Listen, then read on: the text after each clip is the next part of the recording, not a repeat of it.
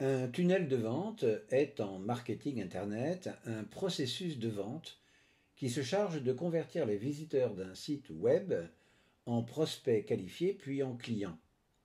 C'est une sorte d'entonnoir de conversion. Celui-ci va se charger étape par étape de filtrer les clients potentiels et de les guider automatiquement vers l'achat de produits ou services adaptés à leurs besoins. Cela suppose en amont un travail d'analyse de la cible, de choix de contenus pertinents et attractifs qui vont permettre, page après page, une segmentation naturelle des prospects et clients. La page de capture permet de transformer un visiteur en prospect qualifié qui va alimenter une base de données. Il faut pour cela faire une proposition de valeur très attractive, souvent gratuite, qui donne réellement envie de poursuivre sur le site. Or, un produit ou service offert, indépendamment de toute vente, est un cadeau, et depuis quelques années, sa pratique n'est plus encadrée par la loi que par l'exigence d'une pratique loyale. C'est-à-dire, dans ce cas, le cadeau doit être conforme avec la déontologie professionnelle et être offert de bonne foi. Par exemple, il faut que le cadeau soit effectivement envoyé et qu'il corresponde bien à ce qui a été promis. Sinon, cela pourrait même constituer une pratique commerciale agressive, pénalement sanctionnée, et qui rendrait les ventes qui en dépendraient nulles. Par ailleurs, depuis 2018, dans le domaine alimentaire, et a priori jusqu'en 2023, l'utilisation du mot gratuit est interdit pour tous les produits alimentaires qui peuvent cependant être offerts sans l'utilisation de ce mot. D'autre part, cette page est également prévue pour alimenter une base de données de prospects qui pourrait être relancée par la suite en cas d'échec de la technique du tunnel de vente. Or, le règlement général sur la protection des données et la loi informatique et liberté exigent que pour mettre en place une protection sur la base de données personnelles, la personne concernée doit préalablement donner son accord libre, spécifique et donné en toute connaissance de cause, tant la collecte elle-même que sur l'usage qui en sera fait, et notamment en matière de prospection commerciale. Cet accord suppose une action positive, par exemple une case à cocher dédiée qui ne soit pas précochée. L'acceptation des conditions générales d'utilisation ne peut pas suffire. Il existe bien une dispense d'une telle autorisation préalable qui concerne les personnes déjà clientes de l'organisation, pour de la prospection concernant des produits ou services semblables à ceux pour lesquels il a conclu des contrats dans le passé.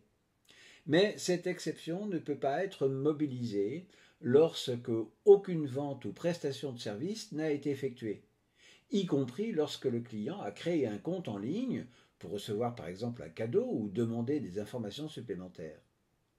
En effet, la simple création d'un compte ne signifie pas qu'il y aura une commande éventuelle de produits ou services auprès de l'entreprise.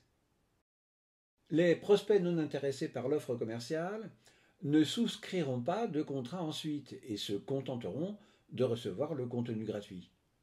L'entreprise se doit alors d'entretenir la relation en organisant des campagnes de promotion par courrier électronique. Attention en ce cas à bien respecter la réglementation sur l'usage des données personnelles et de l'usage des communications par voie électronique qui font l'objet de diverses vidéos rappelées dans la description en dessous de celle-ci. Et notamment en évitant des relances trop fréquentes ou insistantes, ce qui a été jugé comme des pratiques de vente agressives.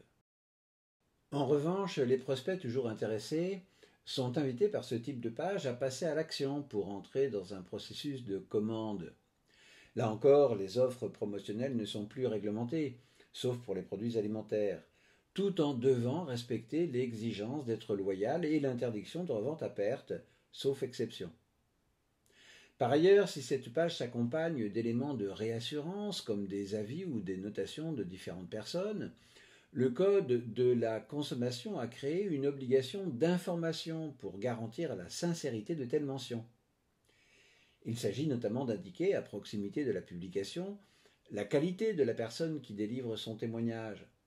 Par exemple, s'il s'agit d'un influenceur rémunéré, d'un consommateur utilisant le produit ou d'un partenariat passé avec un annonceur, etc. Et dans une rubrique dédiée, facilement accessible, les modalités de classement ou de refus des avis et notations, etc.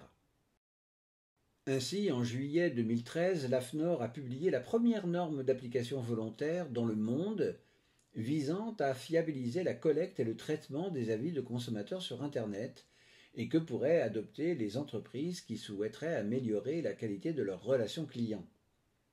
Cette norme définit des principes et des exigences de collecte, de modération et de restitution d'avis de consommateurs sur Internet, tels que l'interdiction d'acheter des avis, l'engagement de publier l'ensemble des avis positifs ou négatifs, la publication des avis les plus récents en premier, etc.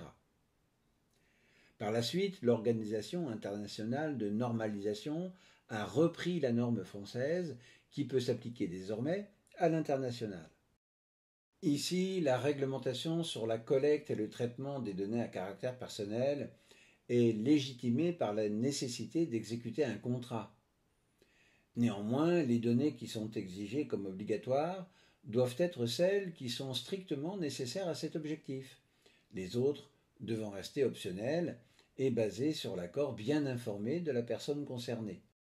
Cette page est bien obligatoire car le Code civil impose que toute offre de contrat par voie électronique doit offrir la possibilité de modifier la commande, voire de l'annuler partiellement ou totalement, ce qui suppose la présence de champs le permettant. Ainsi donc, le client, par un premier clic, accède au récapitulatif et valide par un second clic sa commande s'il n'y a apporté aucune modification, grâce à un bouton portant obligatoirement une mention lui indiquant la nécessité de payer. Là encore, l'indication de la promotion ne pose pas de problème majeur, mis à part l'exigence de loyauté dont il a déjà été question, notamment qu'elles doivent être de courte durée et pas trop répétitives. Mais suite à l'ordonnance de décembre 2021 prise pour application d'une directive dite Omnibus de 2019, les annonces de réduction de prix chiffrés doivent indiquer le prix antérieur pratiqué par le professionnel, à savoir le prix le plus bas pratiqué par lui sur les 30 jours précédant l'application de la réduction. Et s'il s'agit de réductions successives, alors le prix antérieur est celui avant la première réduction pratiquée. Et le non-respect de ces dispositions sont des pratiques de vente déloyales ou trompeuses. Le moment de la commande est aussi le moment où les ventes croisées ou liées sont possibles. Cette pratique, présentée comme interdite par le Code de la consommation, ne l'est réellement en réalité que si elle revêt un caractère déloyal, c'est-à-dire, rappelons-le, contraire aux restrictions légales ou aux principes déontologiques de la profession, ou encore à la bonne foi due au client. Par exemple, si le produit ou service additionnel ne répond pas aux besoins de la majorité des consommateurs. Cependant, il n'est pas possible de proposer des extensions de garantie payante ou des assurances supplémentaires couvrant le produit commandé, car le Code de la consommation oblige à les proposer séparément. La case ne peut donc pas être précochée. Parfois même, les tunnels de vente n'hésitent pas à proposer des offres additionnelles censées compléter ou améliorer l'expérience client. Le fait de la réserver à une catégorie de clients est tout à fait autorisé, sauf bien entendu si cette exclusion est discriminatoire, car fondée sur des critères non objectivement justifiés, ce qui constituerait un refus de vente délictuel. Par ailleurs, s'il y a annonce de promotion, le professionnel n'est pas obligé de justifier du rabais consenti au regard d'un prix de référence si l'annonce n'est pas chiffrée, mais uniquement indiquée en pourcentage ou par des expressions littérales du type prix choc ou prix bas, etc. Enfin, rappelons que le professionnel doit immédiatement confirmer qu'il a bien reçu la commande par un moyen électronique quelconque, comme une page imprimable du site ou un courrier électronique.